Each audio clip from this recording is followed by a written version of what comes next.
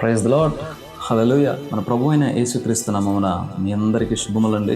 అందరు బాగున్నారా? వాతావరణం అయితే అస్సలు బాగాలేదు, బాగా వర్షాలు పడుతున్నాయండి. బయటకు వచ్చేటప్పుడు జాగ్రత్త. మంచిది, కొద్ది నిమిషాలు దేవుని వాక్యాన్ని పరిశీలన చేద్దాం.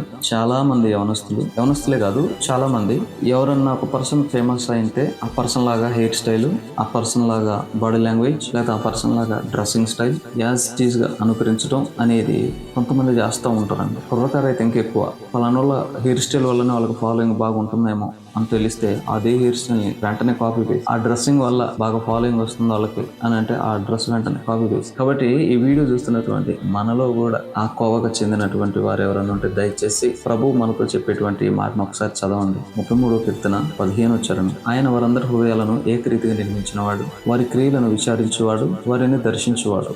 మనందరి హృదయాలంట ఏకరీతిగా నిర్మించాడంట దేవుడు. అంటే ఏకరీతిగా అంటే ఏంటి? నాకు ఎలాగైతే నిర్మించాడో నీకు అలాగే నిర్మించాడు. కానీ నాకంటూ ఒక యూనిక్ స్కిల్ అనేది ఉంటుంది, నాకంటూ ఒక యూనిక్ టాలెంట్ అనేది ఉంటుంది. ఎవరి యూనిక్నెస్ వరకు ఉంటుంది. ఒకళ్ళని అనుకరించాల్సిన అవసరం అంతకంటే ఎక్కువ ఉంటుంది నీ దగ్గర. అది నువ్వు గమనించట్లా. నువ్వు ఎవరినైతే అనుకరించాలనుకుంటున్నావు వారికన్నా ఎక్కువ యూనిక్నెస్ నీ దగ్గర ఉందండి. అనుకరించి నీకు నువ్వు తక్కువ చేసుకుంటున్నావు. మనల్ని ఏకరీతిగా నిర్మించాడు. మన క్రియలను బట్టి విచారిస్తాడు అని అంటే మనం చేసే తప్పులను బట్టి ఆయన ఏడుస్తాడని కాదమ్మా. విచారిస్తాడని అంటే మనం ఏం చేస్తున్నామో వాటిని ఇంట్రాగేట్ చేస్తాడు ఆయన వారిని దర్శిస్తాడంట. ఎలా బ్రతుకుతున్నాం, కాపీ పేస్టా లేకపోతే ఏంటని మనందరం ఆయన చేతికి అప్పగించుకుందాం. అప్పుడు ఆయన అవేంటో బయలుపరుస్తాడు. కృప దేవుడు మనందరికీ దయచేయగాక. ఆమేన్.